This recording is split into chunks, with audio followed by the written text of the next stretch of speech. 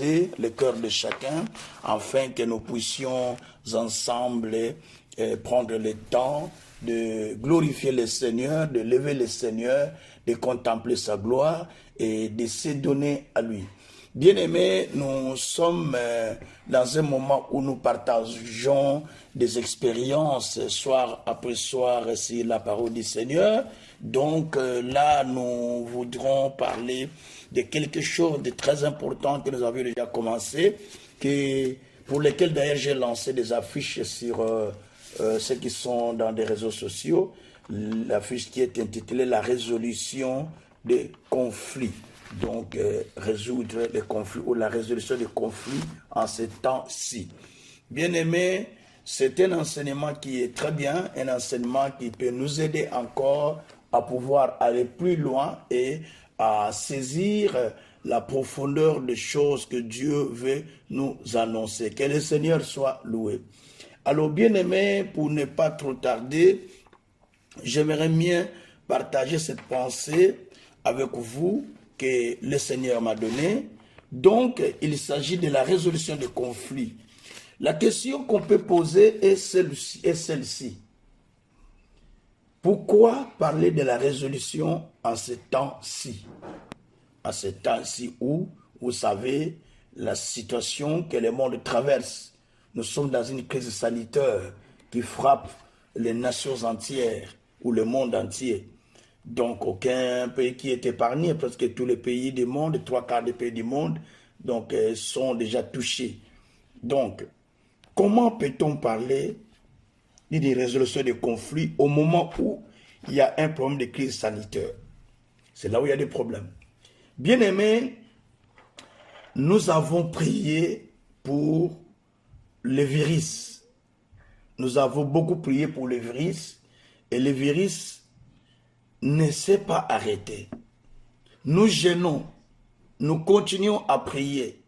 Le virus ne s'est pas arrêté, ou l'épidémie ne s'est pas arrêtée, ou la pandémie ne s'est pas arrêtée. Au contraire, vous voyez qu'il y a encore plus de morts, plus de morts. Est-ce que Dieu n'exauce pas nos prières, n'exauce-t-il pas nos prières? Est-ce que Dieu n'est-il pas au courant de cette situation? Est-ce que Dieu est-il devenu indifférent de la situation que nous vivons? Ça sont des questions que l'être humain se pose jour après jour. Mais en examinant les Écritures, vous comprendrez avec moi que Dieu n'est pas injuste. La situation n'échappe pas au contrôle de Dieu. Mais Dieu permet par moments certaines choses, envie de ramener les gens vers lui. Envie de ramener le peuple vers lui. Bien-aimé, lorsque le peuple se détourne de l'Éternel, la seule chose que Dieu fait, c'est d'envoyer la peste ou l'épidémie. Il frappe avec la calamité sur les nations, afin que les nations comprennent que lui, il est le Seigneur, qu'ils tournent vers lui. Vous serez d'accord avec moi que, en ce moment ici, en ce temps de la pandémie, vous allez voir que tout le monde est confiné chez lui. Il n'y a plus de voyage. Nos belles voitures sont dans des garages. Nos beaux vêtements sont dans des maisons. La beauté est cachée dans des chambres, dans des maisons. Et tout ce que nous faisons, tout est au ralenti. Simplement pour montrer à quel niveau le Seigneur est puissant et comment peut-il permettre des choses pareilles. Dieu n'est pas incapable. La pandémie n'est pas plus puissante que Dieu. Dieu peut l'arrêter en un seul jour. Il arrête tout et tout s'arrête et rien ne peut continuer à s'opposer à l'Éternel. Mais si cela n'est pas ainsi, c'est qu'il y a quelque chose qui fait que Dieu puisse permettre à la situation de continuer à agir. Donc, bien-aimés, en voyant cela, vous allez remarquer qu'il y a quelque chose, c'est vraiment. Il y a quelque chose qui fait que Dieu continue à agir, continue à laisser faire la situation, c'est comme elle s'endorme. Non. Dieu est un Dieu juste. Dieu est un Dieu de paix. Il a dit dans Ésaïe 60, au verset 1er, verset 2, « Lève-toi, sois éclairé, car ma gloire s'élève sur toi. Ma lumière apparaîtra sur toi. » Et la Bible dit, verset 2, « La terre tout entière est couverte par les ténèbres. » Voyez? Le peuple est dans l'obscurité. Donc la terre est couverte par les ténèbres, le peuple est dans l'obscurité. Ça, c'est la période que nous vivons, la période de l'obscurité sur la terre entière, la période des ténèbres qui couvrent toute la terre. Alors nous vivons dans une période d'incertitude, selon la Bible. Parce que la Bible en parle déjà dans plusieurs versets de la Bible. Le monde sera de plus en plus dans les ténèbres, et le peuple de plus en plus, ou les nations de plus en plus, dans l'obscurité, parce qu'ils ont choisi l'obscurité. Le monde pleure et se pose des questions si Dieu existe. Et pourquoi permet-il toutes ces choses? Si Dieu est-il là, pourquoi n'a-t-il pas intervenu? On ne peut pas nier l'inexistence de Dieu. On ne peut pas nier plutôt l'existence de Dieu. Donc Dieu est là. Mais Dieu permet ces choses. Il sait pourquoi il a permis. Parce que le peuple désobéit à l'Éternel à un moment où le peuple ne fait pas ce que Dieu veut. Et c'est la raison pour laquelle Dieu permet ces choses pour pouvoir enseigner ou instruire le peuple. Dieu soit loué. Alors, bien-aimés, nous ne pouvons pas nous étonner si nous sommes dans ce genre de situation. Parce que, de toutes les façons, les Écritures nous informent, nous donnent des indications pour nous dire que voilà ce que ça sera plus tard. La Bible en a déjà tout parlé. Donc, il n'y a rien de nouveau qui arrive. Tout ce qui arrive, la Bible en a déjà parlé. Il y a des signes indicateurs dont parle la Bible, qu'il a déjà montré, avec lesquels nous pouvons comprendre que des événements qui arrivent, Dieu le permet pour simplement montrer aux gens que le temps n'est pas tel qu'il était à l'époque, l'heure de Dieu avance et Dieu appelle chacun de nous à retourner vers lui, à reconnaître son autorité et à comprendre qu'il est le seul vrai Dieu. Parce qu'il y a un temps pour tout, dit la Bible. Ça, c'est Ecclésiaste qui a dit ça. Ecclésiaste, c'est toi dit, il y a un temps pour tout. Un temps pour manger, un temps pour boire, un temps pour se réjouir, un temps pour se marier, un temps pour naître, un temps pour mourir, ainsi de suite. Donc il y a un temps, quand il faut mettre ça en ordre, un temps pour manger, un temps pour boire, un temps pour naître, un temps pour se marier, un temps pour avoir des enfants, un temps pour mourir, voilà, ainsi de suite. Mais il y a aussi un temps pour le jugement. Il y a aussi un temps pour la résurrection, bien sûr. Il y a aussi un temps pour le jugement. Donc tout ça sont des choses qui sont déjà planifiées par le Seigneur. Alors il faut que chacun se prépare en vue de se présenter devant Christ pour pouvoir participer à l'avènement du Christ. Il faut que chacun se prépare, chacun commence à prendre le temps de se préparer, de s'auto-examiner pour voir si réellement sa relation avec Dieu elle est étroite, afin de pouvoir préparer, créer une dynamicité avec l'éternel Dieu. Que Dieu soit loué. Alors le temps que Dieu donne à chacun de nous est un temps très nécessaire. Un temps que nous appelons le temps de la préparation. Chaque fois que Dieu te donne l'occasion d'être en bonne santé, de marcher, de vivre, d'avoir tout ce que tu peux avoir, réjouis-toi. Mais aussi c'est un temps que Dieu te donne pour pouvoir se préparer. Parce que tu ne sais pas ce qui va arriver après ça. Dieu a appelé l'Israël à retourner vers lui. L'Israël n'a pas voulu écouter ce que Dieu a dit. Je vais lire ce verset d'ailleurs. Dieu a appelé l'Israël. L'Israël n'a pas voulu retourner vers le Seigneur. Jusqu'au temps où la colère de Dieu s'était enflammée et Dieu a répandu la calamité sur l'Israël, il a répandu les difficultés sur l'Israël, et l'Israël commence à crier devant le Seigneur, Seigneur, pourquoi nous as-tu abandonné? Alors que Dieu n'a pas abandonné l'Israël, mais c'est l'Israël qui n'a pas fait ce que Dieu lui a dit. Bien-aimé, Dieu nous donne encore l'occasion de nous préparer, de nous repentir. Pendant que nous sommes vivants, profitons. Nous ne sommes pas plus meilleurs que ceux qui sont morts. Ceux qui sont morts ne sont pas plus mauvais que nous.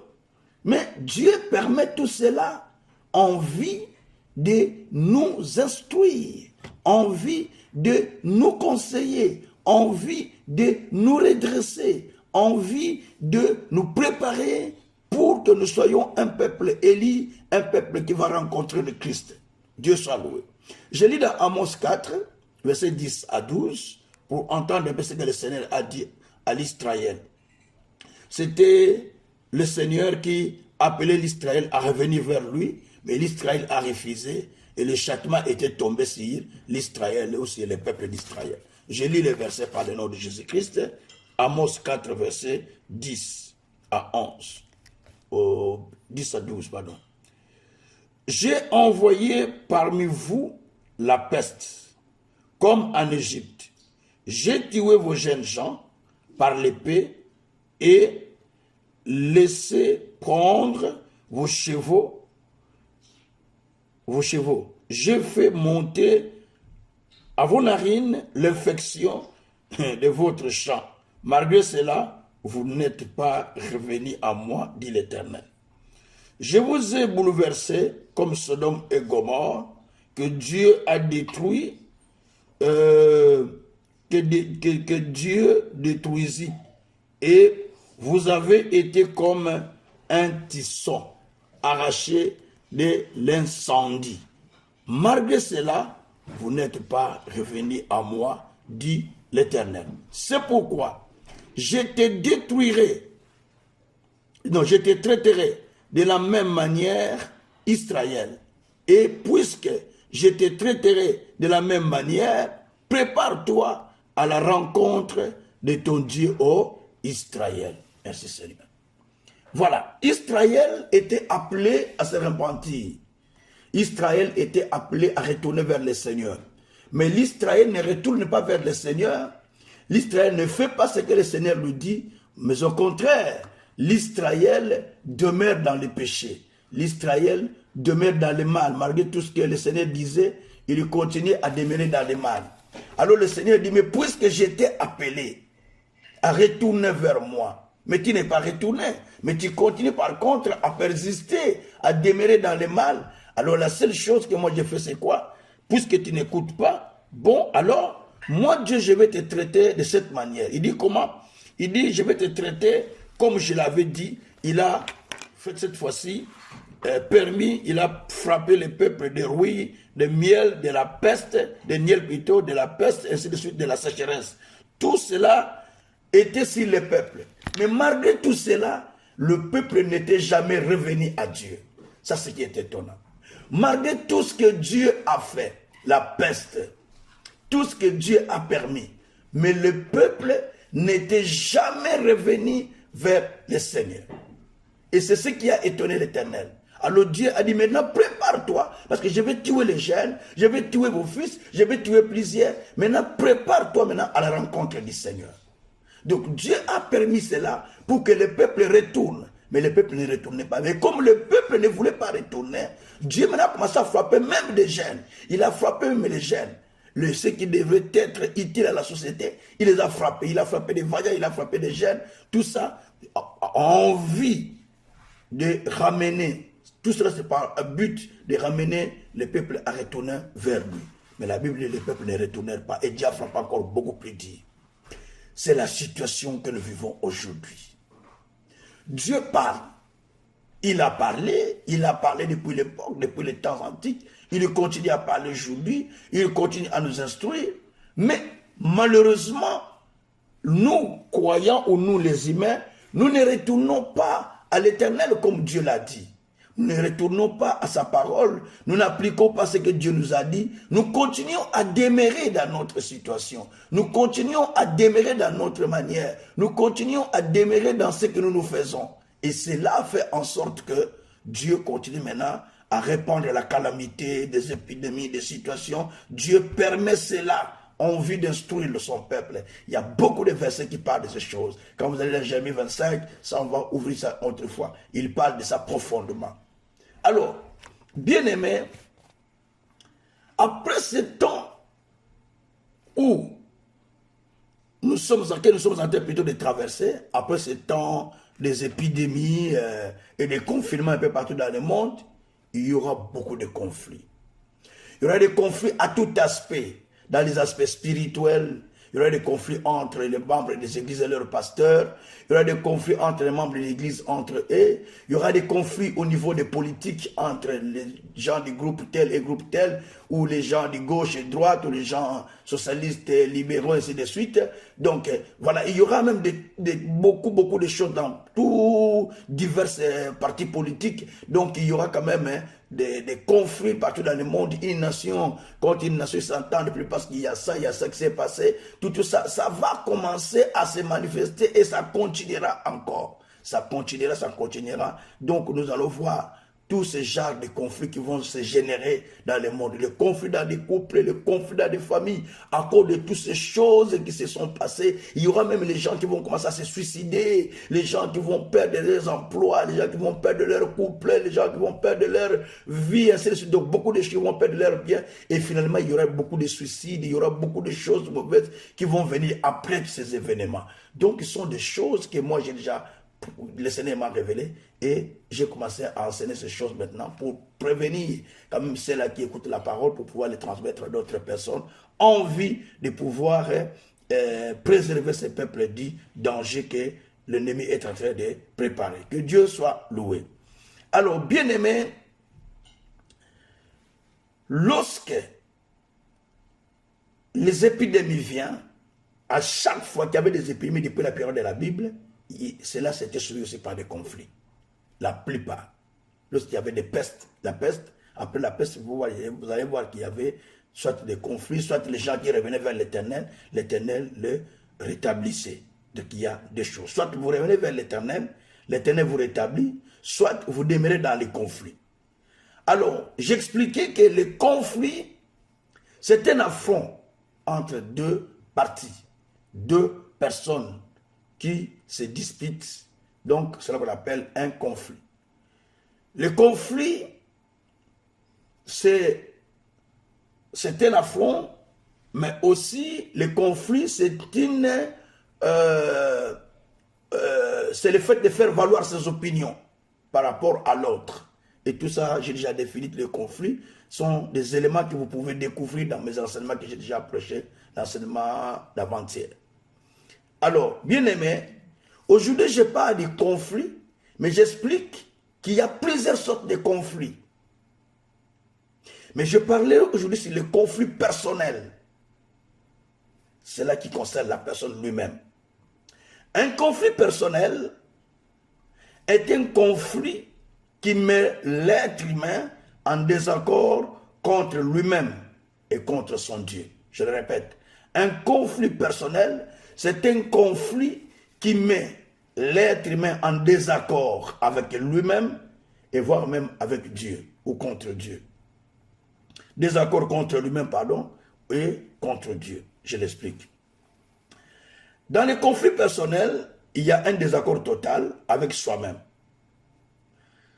Alors, comment ce désaccord se crée? Il faut noter que selon 1 Thessaloniciens chapitre 5, que je vais lire directement, verset 21 au 23e verset, 1 Thessaloniciens chapitre 5, pour comprendre le conflit de soi-même, on va dire comment le conflit de soi-même, mais oui, dans la Bible, ça existe. On va d'abord lire les textes. Alors, selon 1 Thessaloniciens chapitre 5, nous en sommes au verset 21 et 23, notamment. On va dire jusqu'au verset 21. Alors, verset 23, pardon, on va passer au verset 23. C'est bien, verset 23, c'est bon.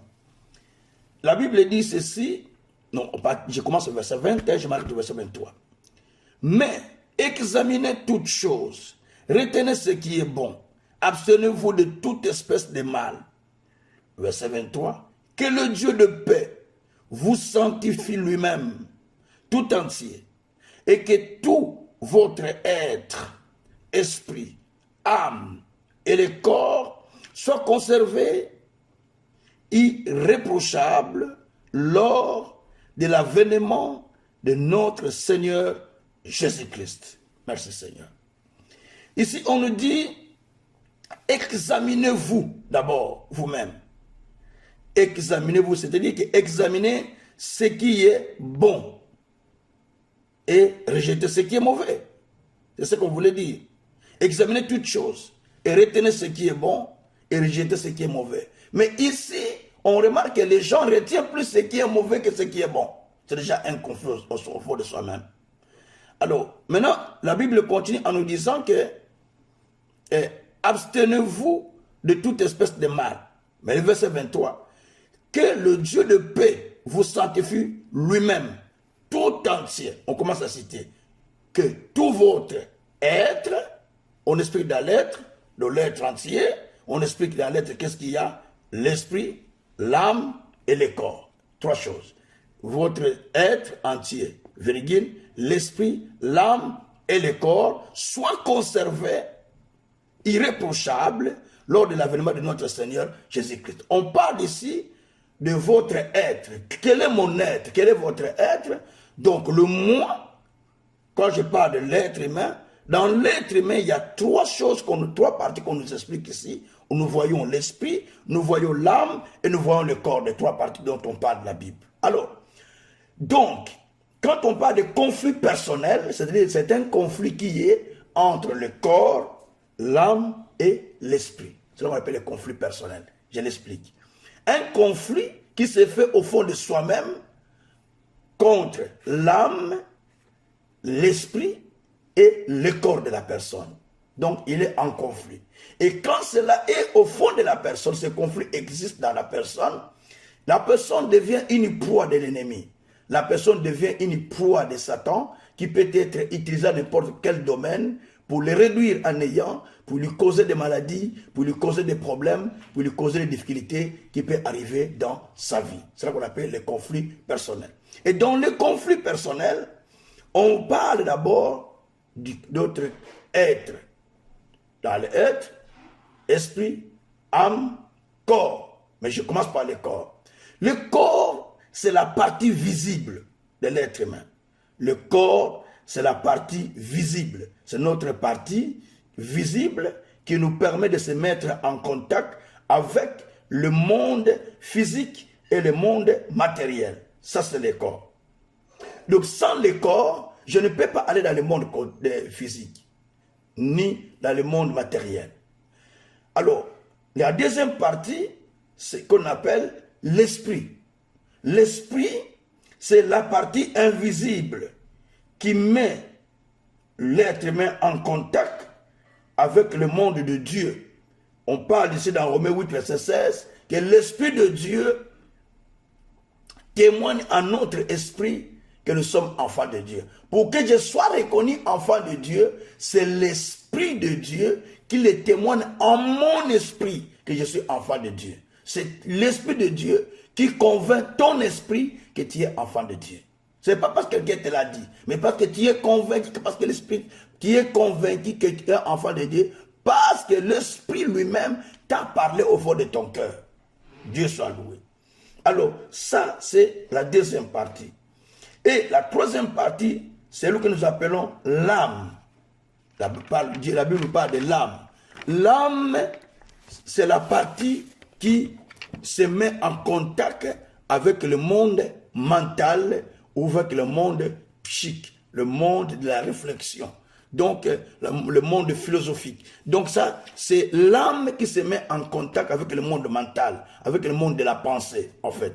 Alors, or, quand nous lisons Hébreux, au chapitre 4, verset 12, la Bible dit quelque chose de très important. Je lis Hébreux 4, au verset 12.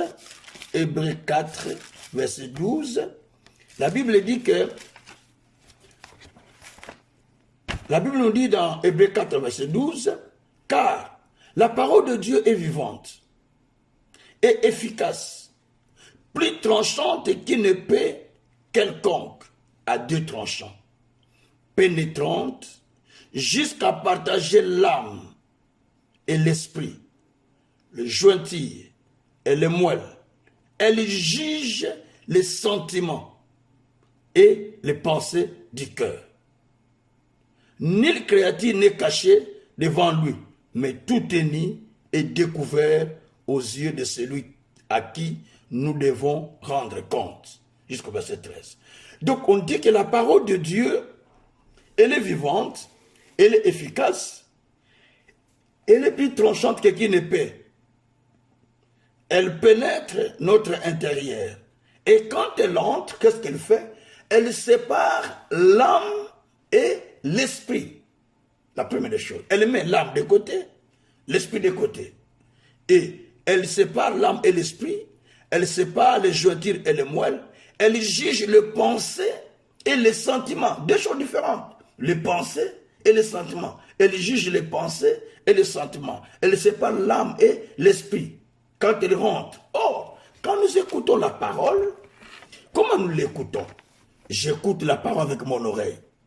La parole de Dieu, je l'écoute avec l'oreille naturelle, les oreilles que j'ai avec moi. Si je n'ai pas des oreilles, je ne peux pas écouter la parole. Les oreilles physiques, donc les oreilles de mon corps. Donc, c'est-à-dire que j'écoute la parole avec les oreilles que Dieu m'a données. Mais avec ces oreilles, quand j'écoute, l'oreille qui a écouté la fait rentrer à l'intérieur. Et ce qui est spirituel va droit dans l'esprit. Parce que l'esprit, c'est communique avec l'esprit de Dieu. La partie qui communique avec Dieu, ce n'est pas le corps. Mon corps ne communique pas avec Dieu. Faites attention. Mais c'est l'esprit qui communique avec Dieu. C'est pourquoi, lorsque Jésus est venu, il a dit à la femme samaritaine, à qui il a demandé de l'eau, qui disait, « Ah, vous êtes juifs, nous sommes samaritains, on ne se partage pas. Toi, tu me demandes de l'eau, et tu dis que tu as de l'eau que tu vas me donner, je n'aurai plus soif d'eau. Et toi, tu dépasses notre grand-père Jacob notre grand-père Abraham, qui a laissé ses puits sur lesquels Jacob a bien, ainsi de suite. » Donc, Jésus lui dit que, femme, si tu bois de cette eau, tu auras encore soif. Mais l'eau que je te donnerai, lorsque tu en boiras, tu n'auras plus jamais soif. Donc là, Jésus explique. Il dit, l'eau que je vais te donner, si tu le bois, tu n'auras plus jamais soif. Et il lui dit une chose, encore il dit une chose, l'heure vient où les vrais adorateurs adoreront, Jean 4, à partir verset 23 et jusqu'à 24, l'heure vient où les vrais adorateurs adoreront le Père en esprit et en vérité. Donc, le temps vient où le vrai adorateur n'adore pas Dieu par la chair, mais ils adorent Dieu en esprit et en vérité. Cela veut dire quoi? Donc, tout acte que nous posons à l'Éternel, mais qui n'est pas un produit spirituel, un produit de conviction, ça devient un péché de la Bible. Tout ce que nous faisons qui n'est pas une conviction intérieure, ça devient un péché. C'est-à-dire que tout ce que nous faisons, ça doit être une conviction, ça doit être le produit d'une conviction intérieure. Alors par là, je voulais dire quoi? Lorsque nous écoutons la parole rentre au travers de mes oreilles que j'écoute avec. Mais quand les oreilles les reçoivent, ils ne les gardent pas. Les oreilles gardent ce qui est charnel parce qu'il est charnel. Mais l'esprit reçoit ce qui est spirituel.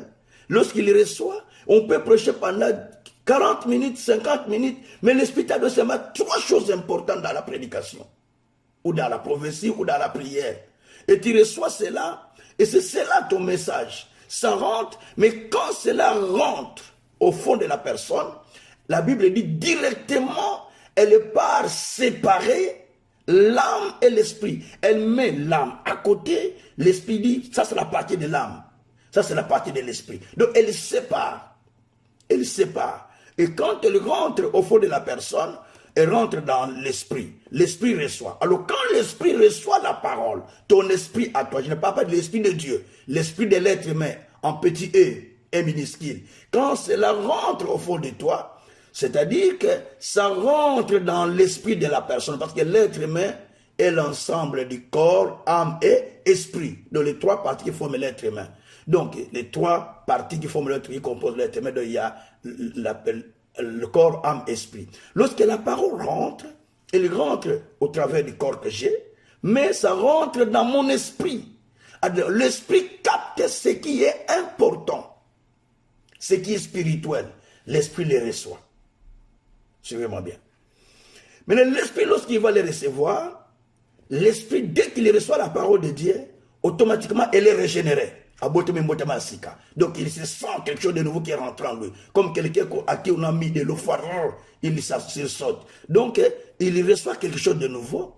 Et lorsque lui il le reçoit, l'esprit le reçoit, l'esprit à son tour aussi, il communique à ton âme, suivez-moi bien, il communique à l'âme de la personne. L'âme de la personne, c'est quoi? C'est là où on trouve trois éléments. Dans l'âme, on voit les sentiments de l'être humain, ou les émotions, si vous voulez bien. On voit la volonté de l'être humain. On voit le pensée de l'être humain. Donc, lorsque l'esprit reçoit la parole, qui est convaincu, qui reçoit une révélation qui rentre en lui, la révélation la bouscule au cœur, qui dit, Jésus, merci Seigneur, alléluia, gloire à Dieu, ça te chauffe, on dit, alléluia, tu commences à crier, tu commences à crier, alléluia, gloire au Seigneur, donc ça te chauffe dans ton cœur. Cette révélation-là que tu as reçue, que Dieu a déposée dans ton cœur, donc ça ne reste pas dans ton ventre, l'esprit le reçoit, comme l'esprit, c'est lui qui se met en contact avec Dieu, il est comme une plateforme de contact, il le reçoit, directement, il communique à ton âme la même pensée, ou la même parole. Il te communique les mêmes effets de la parole. Lorsque maintenant ça vient dans ton âme, ça touche, tes pensées. C'est pourquoi Paul dit dans Romains 12, au verset 1 à 2, Paul dit que je vous exhorte, frères, attends, je vais lire le texte pour ne pas me confondre, comment il dit ça clairement. Romains 12, je vous exhorte, frères, Romains 12, verset 1er, jusqu'au verset 2. Il dit, je vous exhorte donc, frères, par les compassions de Dieu, à offrir vos corps comme un sacrifice vivant, saint, agréable à Dieu. Ce qui sera de votre part un culte raisonnable. Maintenant, verset 2. Ne vous conformez pas au siècle présent, mais soyez transformés par les renouvellements de l'intelligence, afin que vous discerniez quelle est la volonté de Dieu, ce qui est bon, agréable et parfait. Soyez transformés. Donc, quand vous recevez la parole, quand elle rentre au fond de vous, elle touche l'âme et l'esprit. Quand l'esprit le reçoit, maintenant, il communique cette sensation qu'il a sentie, cette révélation, elle les communique maintenant à votre âme. Or, dans l'âme, il y a les pensées. Les pensées reçoivent. Et la Bible dit à ce moment-là, qu'est-ce qui se passe? Il y a un renouvellement des pensées qui doivent se faire. Donc, les pensées se changent. Donc, vous acceptez la vérité. Et la vérité commence à toucher vos pensées. Dit, ah, gloire à Dieu. Je ne suis pas comme ça. Je crois ce que Dieu a dit. Je suis racheté. Donc, vous commencez à croire à la vérité. Et la vérité commence à toucher vos pensées. Et les pensées, quand ils acceptent la vérité, les pensées aussi, en son tour, il ne va pas rester inactif. Il va communiquer les mêmes vérités qu'il avait reçues, la même vérité qu'il avait reçue. Il les communique aussi aux sentiments ou aux émotions. Vous allez sentir vos sentiments, ah, gloire à Dieu, maintenant je crois, allez. Donc vous commencez à sentir les sentiments changer. Si tu étais triste, les sentiments de joie viennent, les sentiments de l'assurance, les sentiments de la certitude, les sentiments de paix, ainsi de suite. Vous allez sentir les sentiments commencent à se manifester, à changer en vous. Les sentiments que tu avais peut-être de tristesse, ça change parce que ce que vous avez reçu a touché l'âme. Et en touchant l'âme, il touche directement les pensées, il touche les émotions. Et au même moment, il ne va pas seulement rester encore là, il va toucher aussi directement ce qu'on appelle la volonté. il va toucher la volonté, ce qui fait que lorsque maintenant la parole est venue, vous êtes maintenant capable de décider à dire que je vais appliquer ça, je vais prier, je vais agir comme ça, je vais gêner, je vais faire parce que votre être en train se soumet à la révélation que l'esprit avait reçue. Oh, l'esprit l'avait reçu comment? C'est le corps qui avait entendu par les oreilles, ça passe par l'esprit, l'esprit communique à l'âme, or l'âme a ses 3 poches, il le communique de 3 parties, et ça vient en vous une vérité, et ça vous bouscule, ça vous transforme. Et c'est cela qui se passe souvent dans la vie de l'être humain. Il les transforme à tous ces 3 composants, parce que l'âme a 3 composants, il a l'esprit, l'âme a 3 composants plutôt, il a les pensées, il a les pensées, il a les émotions et il a la volonté. Ou les sentiments, voilà, les sentiments ou les émotions, c'est la même chose.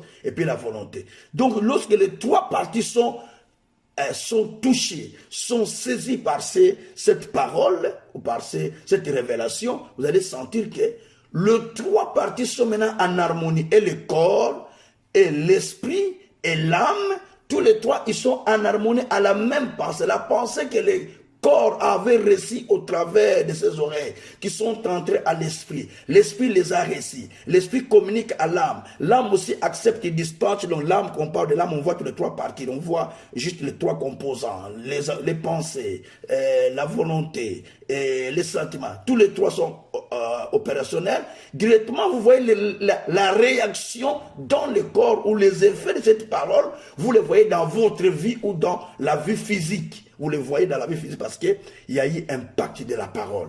Et en ce moment-là, votre être n'est pas en conflit parce qu'il est en harmonie avec ce qu'il a entendu. Gloire soit rendue au Seigneur. Mais ici, quand on est en conflit de soi-même, vous allez remarquer quoi?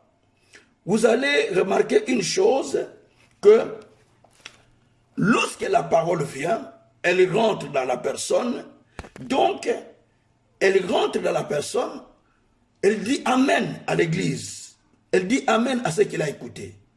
Mais tout de suite, quand vous sortez de l'église, vous sentez les inquiétudes qui commencent, vous sentez l'incertitude commence à agir, les angoisses, les anxiétés, ça commence à se développer encore en soi. C'est comme on n'a pas été à l'église, c'est comme on n'a pas écouté la parole.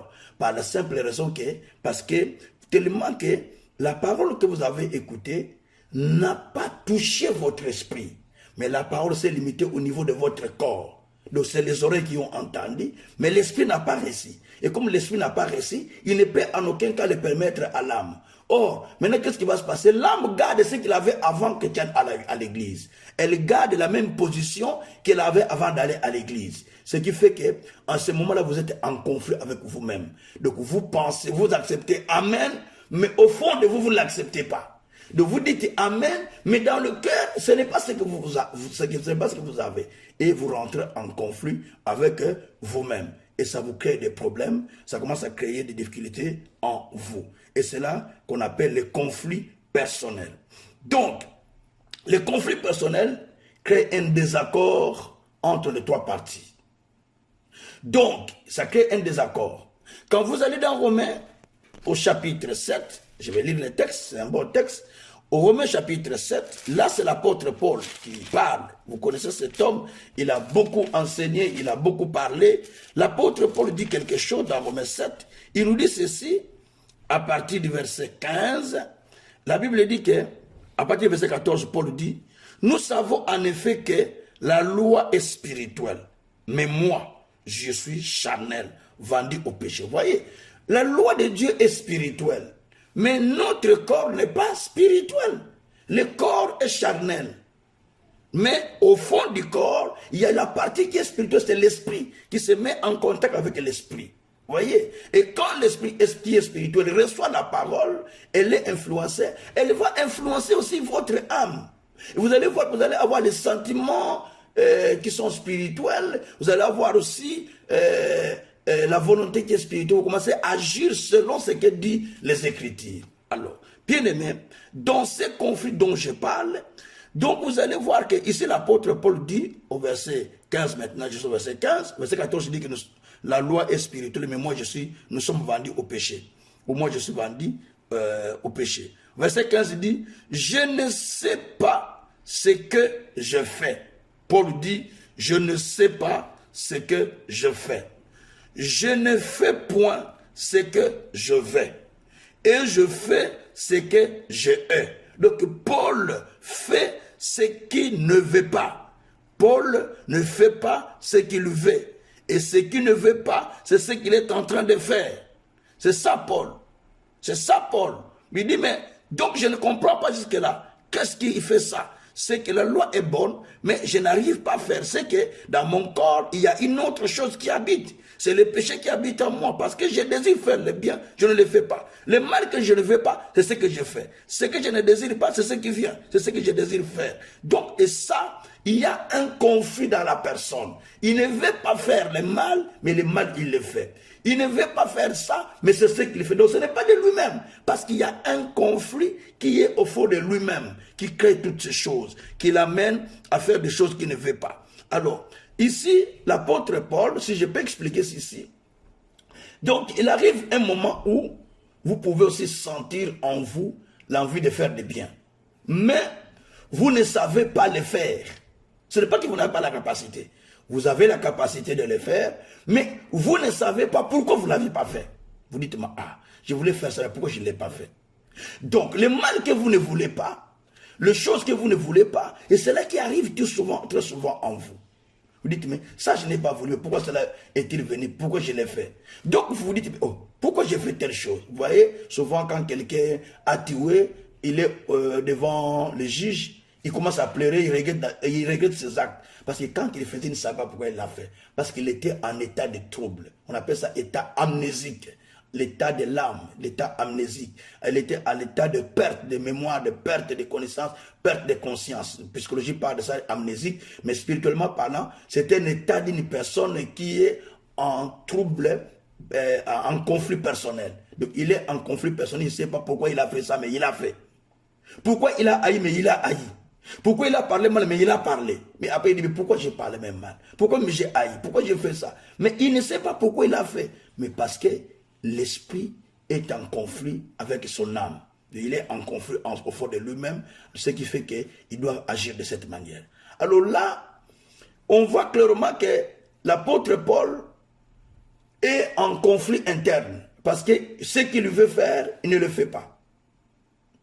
Ce qu'il désire faire, il ne le fait pas. Mais ce qu'il ne veut pas, c'est ce qu'il arrive à faire. Donc il sent en lui une autre pression qui le bouscule de faire. Donc c'est-à-dire qu'il y a une lutte au fond de la personne. Un combat au fond de la personne qui pousse la personne à faire des choses qu'il n'avait pas besoin de faire. Nous aussi par moments, on haït des fois quelqu'un sans savoir pourquoi je l'ai haï. Tantôt, on a besoin d'aider quelqu'un, mais on n'a pas aidé. On n'a pas aidé, ce n'est pas parce qu'on n'a pas de moyens. On dit, mais pourquoi je ne l'ai pas aidé? Pourquoi je n'ai pas intervenu ici? Mais on a cette possibilité de conseiller, d'intervenir, d'agir. Mais on dit, mais pourquoi je ne l'ai pas fait? On commence à regretter. Et la personne est déjà en difficulté. Mais tu ne l'as pas fait, pourquoi? Donc, tu ne sais pas toi-même. Mais c'est parce qu'il y a un conflit au fond de toi-même.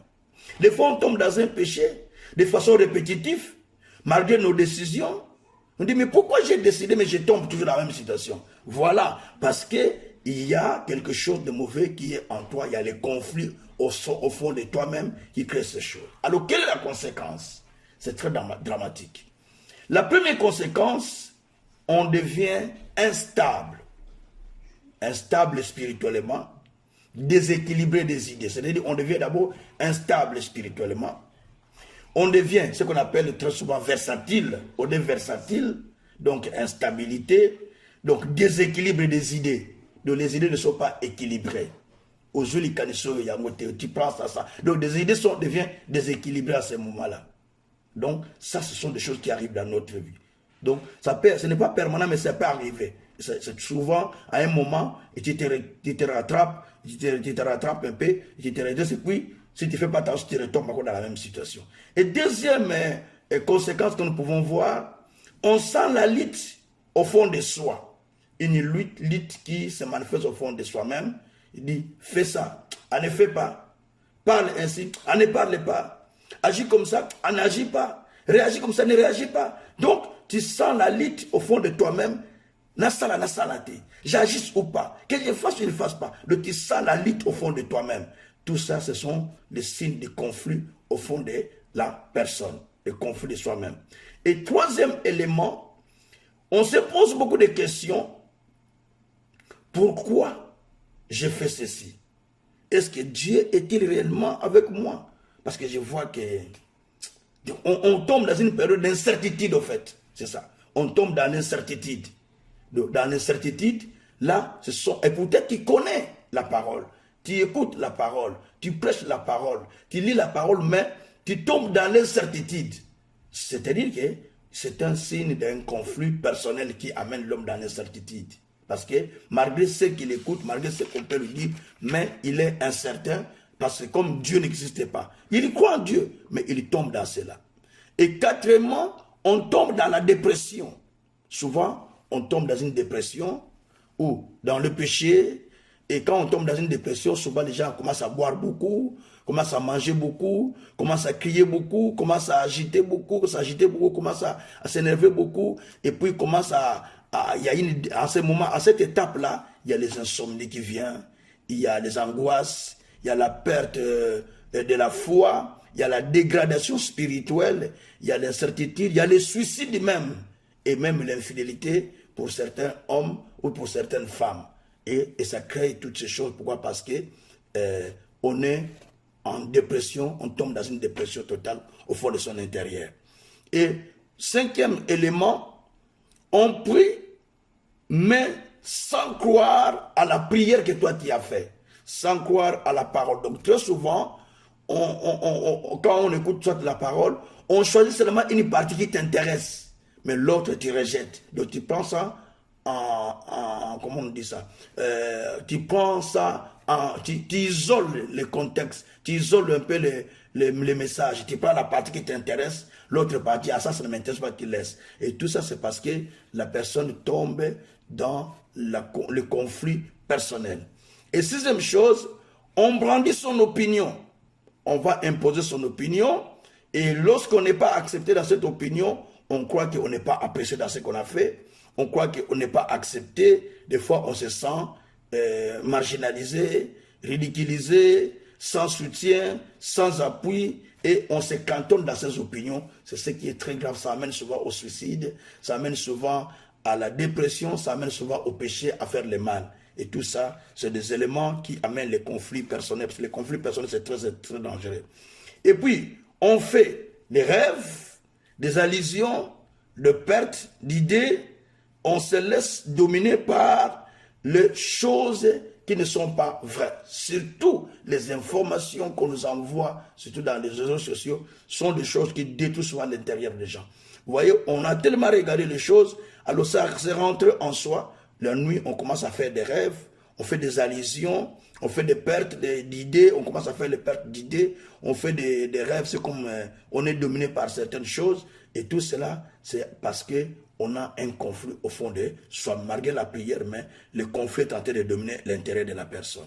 Huitième élément, on devient craintif et incohérent. C'est-à-dire, on devient très craintif, on a toujours la peur et on devient incohérent dans les propos. Les propos ne sont pas cohérents. On peut commencer par ça, on arrive à 60. On peut commencer par 20, par 10, on arrive directement à 90, à 100. Mais vous n'avez pas abordé d'autres choses. Ça, c'est l'incohérence des idées. C'est un signe le signe de conflits personnels. Bien aimé, c'est toutes ces choses que je vais dire. On a tout un cours que nous enseignons dans notre institut biblique, je l'ai beaucoup enseigné à Kinshasa, qui parle de la résolution des conflits, comment on peut résoudre les conflits de soi-même, des gens, ainsi de suite, de plusieurs aspects. Parce que ceci, je l'ai pris quand le Seigneur est en train de me parler qu'il y aura des conflits après tous ces moments de confinement, il y aura des conflits à plusieurs niveaux, même politiquement, des nations contre nations, des sociétés, ainsi de suite. Donc, des familles un peu partout, dans tous les domaines, il y aura des conflits dans tout aspect. Alors, Dieu a commencé à me donner ces enseignements. J'ai commencé à me dire ces enseignements pour prêcher que ceux qui seront capables de les transmettre à d'autres personnes, qui les transmettent afin qu'eux aussi puissent avoir ces genres d'enseignements pour se préparer en conséquence par rapport au temps que nous sommes en train de vivre. Que Dieu soit loué. Alors pour 9e point, on sent le changement d'humeur, de minute à minute. Tantôt on était calme, tantôt on est triste, tantôt on est colérique, tantôt on est dans la joie, tantôt ça, tu peux faire tous les humeurs en 15, 20 minutes, en 30 minutes, une heure. Donc on change des humeurs à chaque instant. Tout ça, ce sont des signes de quelqu'un qui est en conflit en soi-même, en conflit personnel. Alors, aussi, au 10e point, on est exposé à plusieurs maladies et on peut raccourcir la vie. Parce que la Bible dit dans Proverbe 18, 14 que l'esprit de l'homme le soutient dans sa maladie. Donc, lorsque à l'intérieur, on n'est pas dans la paix, on sent maintenant qu'on commence à avoir beaucoup de problèmes. On peut même tomber dans une certaine maladie sans le savoir. Parce que tout cela, c'est des choses qui sont amenées par les conflits qui est personnel. Donc, dès fois que le conflit est réglé, vous allez voir que la personne commence à sortir de ces situations ou de ces problèmes. Que Dieu soit loué. Alors, les remèdes, c'est lesquels? J'ai un remède à donner avant de clôturer. Les remèdes, c'est celui-ci.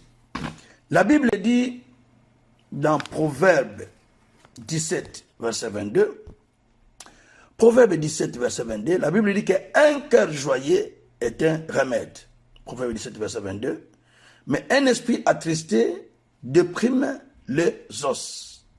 Un cœur joyeux est un bon remède, mais un esprit abattu dessèche les os. C'est-à-dire quoi?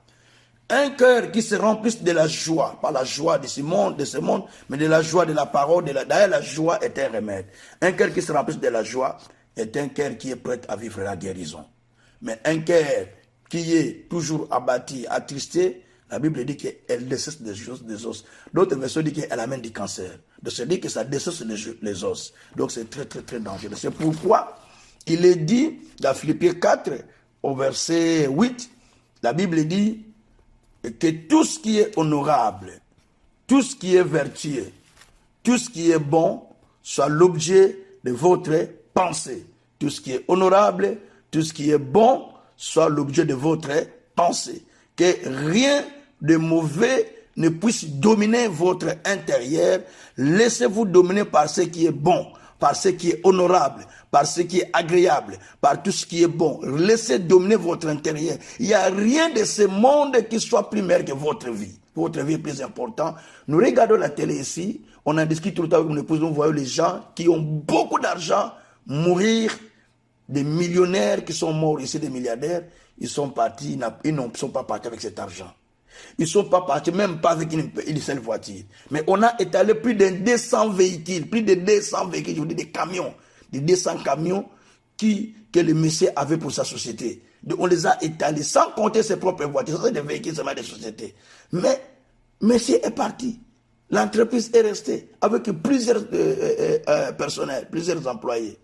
Donc, vous voyez tout ça, mais il n'est pas parti avec quelque chose. Donc, la santé de l'être humain est primordiale. La vie de l'être humain est primordiale plus que toute chose. Donc, il faut vouloir chercher, il faut chercher plutôt à avoir la bonne santé, la paix, la tranquillité, et c'est cela que Dieu attend de nous. Parce que la paix, c'est la chose importante que Dieu, pour laquelle nous appelle. La Bible dit que recherchez la paix avec tous, sans laquelle personne ne verra Dieu. Recherchez la paix dans tout domaine de la vie. C'est très très important. Ça ne sert à rien de garder des choses au cœur. Ça vous détruit et ça amène la mort et on laisse la vie derrière nous. Que Dieu soit loué. Et quand nous allons dans le proverbe toujours au chapitre 12, je suis au verset 25, elle nous dit quoi? Le proverbe 12, au verset 25, il nous dit ceci. L'inquiétude dans le cœur de l'homme l'abat, mais qu'une bonne parole les réjouit. L'inquiétude dans le cœur de l'être humain l'abat. L'inquiétude abat. L'inquiétude te fait tomber. Te fait tomber dans la fosse. Te fait tomber dans les malheurs. L'inquiétude va t'abattre pour que tu, comme on abat un arbre qui se coupe. Donc l'inquiétude abat. Mais la bonne parole réjouit le cœur de l'homme.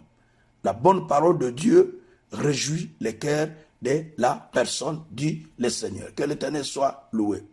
Et le Proverbe 18, verset 14, je l'avais déjà dit d'ailleurs, Proverbe 18, verset 14, et puis je lirai verset 20, Proverbe 18, verset 14, 18, 14, 18, verset 14, j'avais déjà dit ça en tête, je n'ai pas dit ça, mais je l'avais déjà dit en tête. L'esprit de l'homme le soutient dans sa maladie. Mais l'esprit abattu, qui le relèvera, qui le relèvera. Donc, l'esprit de l'être humain le soutient. Donc, quand on est malade, quand on a des difficultés, quand on a des problèmes, c'est ton esprit, l'esprit de l'homme qui reçoit la parole, qui va te relever. Parce que l'esprit reçoit la parole, c'est lui qui va te relever. Mais si l'esprit ne reçoit pas la parole et ne reçoit pas de bonnes choses qui restent en lui, écoutez la parole. Il va dire, écoutez, écoutez la parole ne veut pas dire que tu as reçu la parole. Non. Écouter la parole, tu peux l'écouter, mais sans le recevoir dans ton esprit.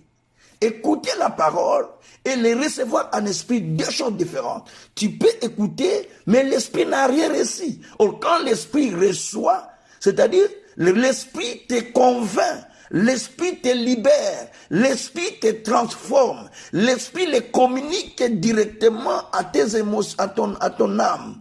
Et ton âme accepte, il transmet cela à tous ses composants, les sentiments, les pensées et tout. Et c'est ce qui fait qu'on va voir en toi autre chose sortir. Parce que l'esprit a été convaincu par la parole. Que Dieu soit loué. Vous savez, le diable, pour avoir quelqu'un, il cherche le chemin par lequel il va rentrer.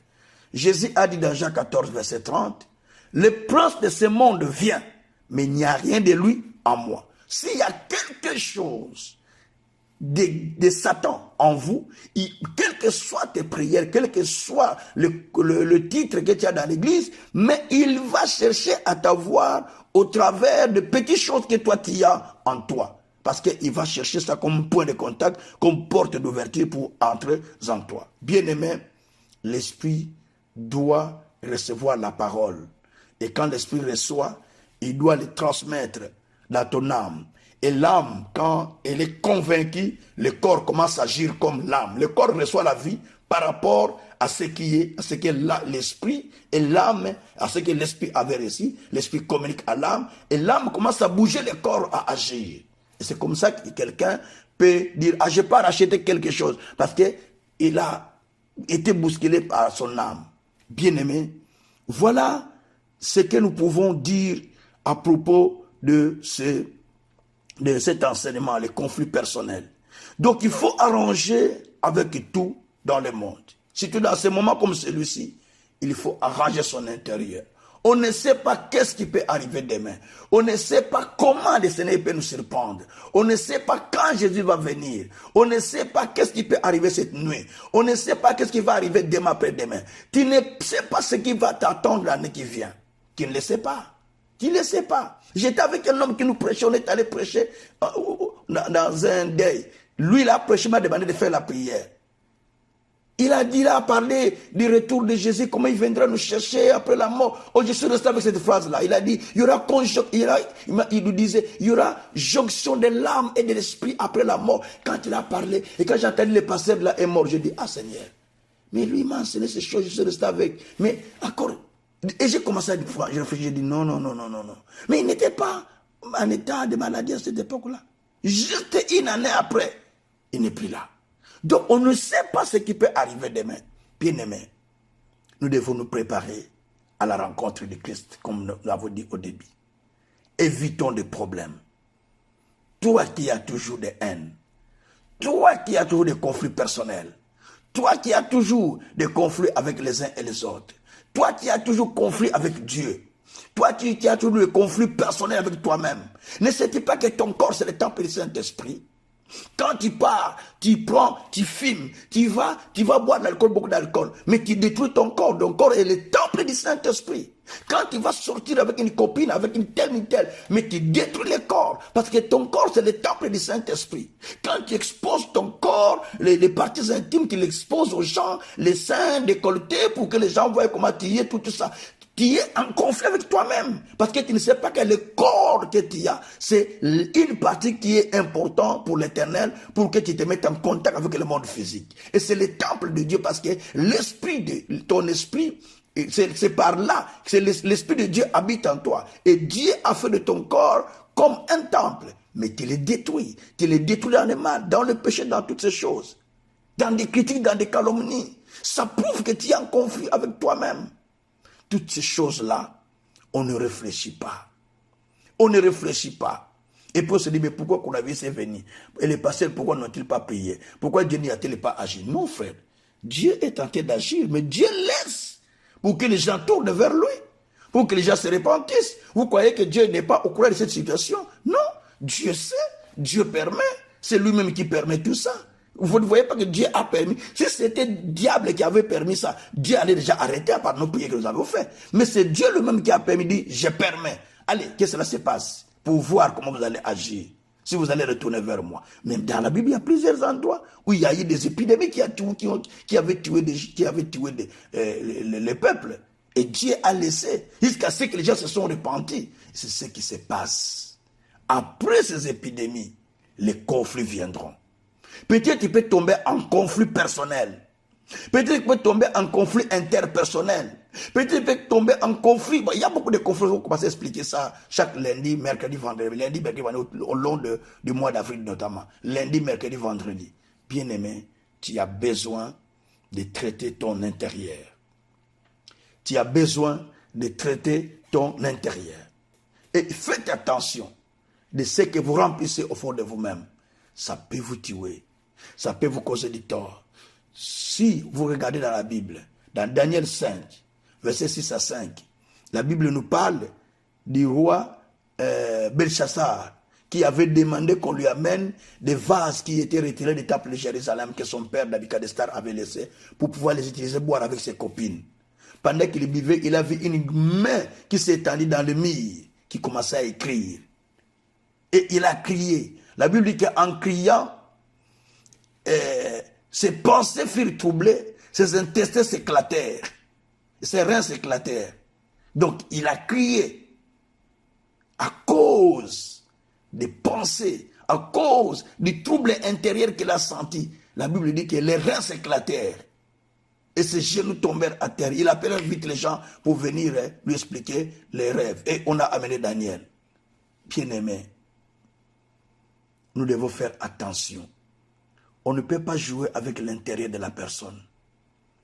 Tu ne laisses pas quelqu'un toucher ton intérieur. Il peut toucher ton corps, mais pas l'intérieur. Si l'intérieur est touché et tu ne te saisis pas, c'est la mort qui t'attend. N'oublie pas. Et si tu mets à cet état-là, il ne faut pas attendre le ciel. Impossible. Parce que l'intérieur est déjà détruit. Parce que comment tu vas rentrer dans le ciel si l'intérieur n'est pas préparé? C'est l'intérieur qui va rentrer dans le ciel. Ce n'est pas le culte extérieur que nous faisons qui est quelque chose. Parce que nous voulons paraître extérieurement. Moutou mounene, ganganzabe mounene, chrétien mounene, un bon chrétien, grand chrétien. Non, ce n'est pas ça que Dieu attend. Mais ce que Dieu attend, c'est votre intérieur qui doit être préparé pour l'avènement de notre Seigneur Jésus-Christ. C'est votre intérieur qui doit être préparé. Et nous devons faire attention à nos paroles. Proverbe, chapitre 18, au verset 20 et 21, il nous dit ceci. Je lis les versets. C'est du fruit de sa bouche que l'homme rassasie son corps. C'est du produit de ses lèvres qu'il se rassasie. La mort et la vie sont au pouvoir de la langue.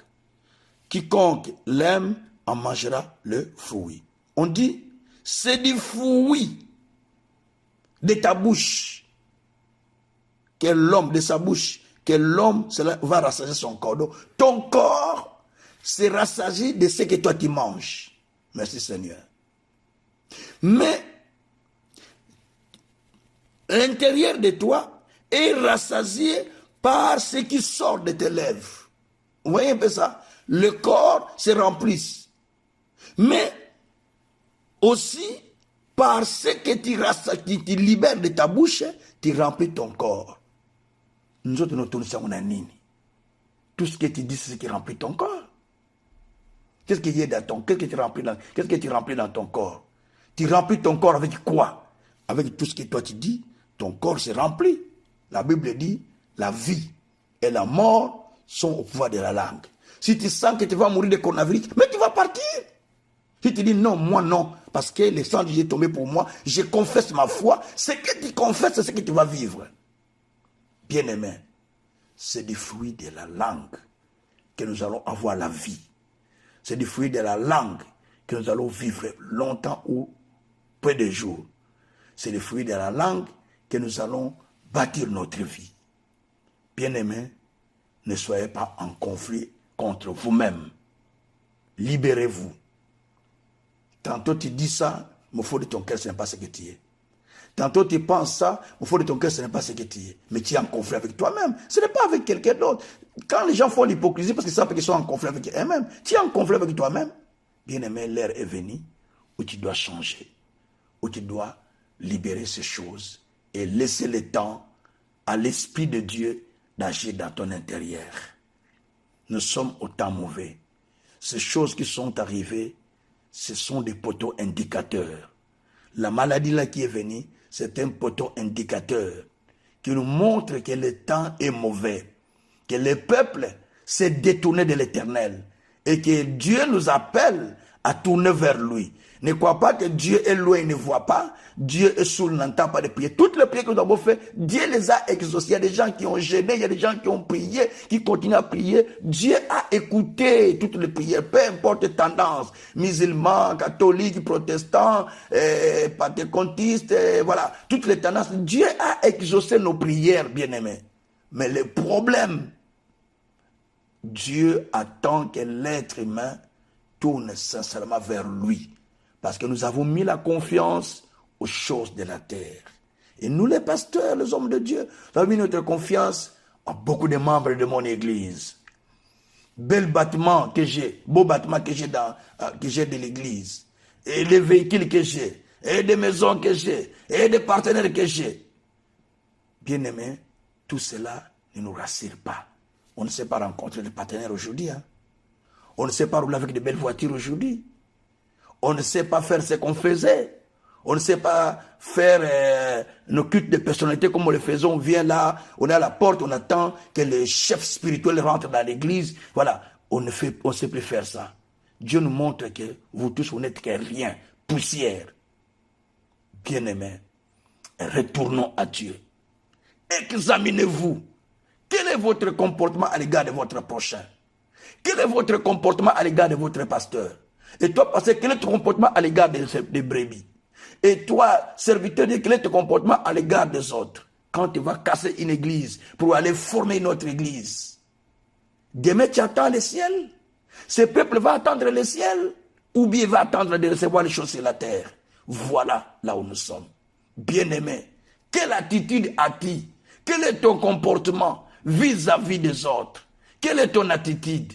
Voilà ce que Dieu attend de nous. Nous avons besoin de voir Dieu agir. Nous avons besoin de voir Dieu opérer, bien-aimé. Et nous avons besoin de retourner vers le Seigneur Dieu. Voilà le moment est venu. Voilà le temps est venu où nous devons nous examiner, faire une petite prière de repentance. Prions ensemble. Notre Dieu, nous te prions parce que tu es souverain. Nous avons compris ce message, Père. Nous ne sommes pas dignes. Nous ne sommes pas, Seigneur, dignes devant toi. Mais nous avons senti en nous-mêmes que nous sommes en conflit contre nous-mêmes. Nos pensées nous dictent autre chose et ton esprit nous dit autre chose. Ce qui fait que notre esprit n'accepte même pas ce que toi tu nous dis. Oh Dieu, tu nous pardonnes. Tu nous pardonnes. Tu nous pardonnes, Seigneur. Nous ne sommes pas dignes, Seigneur. Tu nous as dit des choses que nous n'avons pas voulu faire, voulu exécuter. Nous avons toujours été désobéissants. C'est parce que nous sommes en conflit au fond de nous-mêmes. Si nous n'étions pas en conflit, nous aurions dit obéir aux paroles que toi tu nous as dit. Éternel Dieu des armées, je me tiens devant toi pour implorer ta miséricorde, pour implorer ta grâce. Je ne suis pas digne, moi qui ai prêché ces messages, mais je ne suis qu'un canal par qui tu t'es servi pour prêcher les messages. Ma famille, mes enfants, mon épouse, nous ne sommes pas dignes. Ce n'est que nous nous inclinons devant toi pour te demander pardon et miséricorde. Nous nous inclinons devant toi, Seigneur, pour te demander pardon et miséricorde. Par notre comportement, par notre attitude, par notre façon d'agir, par notre façon de parler. Peut-être, Seigneur, nous avons aussi frustré d'autres personnes. Oh Dieu, pardonne-nous. Pardonne-nous, Seigneur. Et j'ai pris aussi, Seigneur, pour les gens qui me suivent. Peut-être, Seigneur, par leur attitude, ils ont frustré d'autres personnes. Ils ont bloqué la route pour les salis. Ils ont bloqué la route du salut à plusieurs personnes. Mais éternel Dieu, pardonne. Que ta miséricorde se manifeste encore sur chacun d'eux. Éternel Dieu des armées, étends ta main sur le peuple, sur le monde qui est troublé en ce moment, sur le monde qui est en pleurs, sur le monde qui gémit. Tu as dit dans ta parole que tu permettras la calamité. On ne pleurera même pas les morts. C'est ce que tu as dit dans ta parole. Mais éternel Dieu des armées, nous te prions de pouvoir étendre la main de la miséricorde. La main de la miséricorde sur chacun de nous et sur chaque nation. À cause de ton peuple et de ceux qui te servent. Tu as dit, Abraham, quand Abraham t'a posé la question pour Sodome, il a dit, s'il y a 10 justes, va-t-il les sauver? Tu as dit, oui, même s'il y a 10 justes, je vais sauver les justes. Et je tuerai le pays. Mais papa, sauve les fils et les justes de ce pays. Mais tu as dit, Seigneur, à Samuel, à David, je sauverai le pays à cause de mon serviteur David. Papa, sauve les nations à cause de tes serviteurs partout ils sont.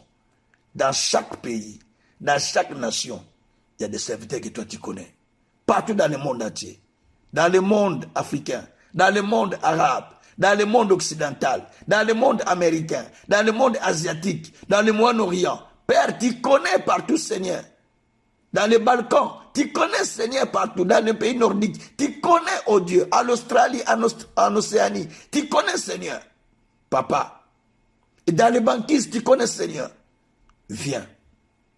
Étends ta main. À cause de cela, étends ta main dans des hôpitaux.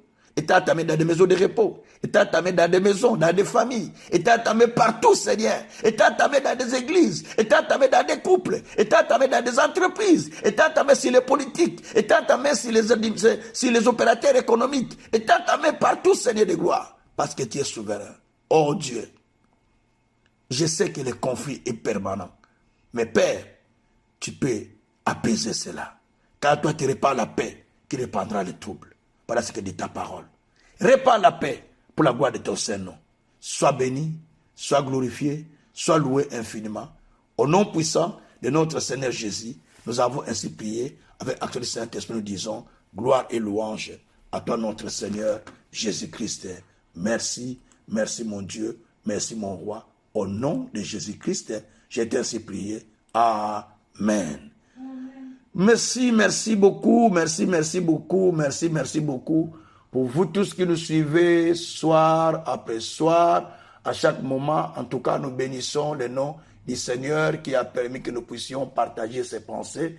Que l'Éternel Dieu vous bénisse au nom de Jésus-Christ. Merci encore, merci encore, merci encore au nom de Jésus-Christ. Amen. Voilà. Ça m'a permis de faire déjà un travail. Alors,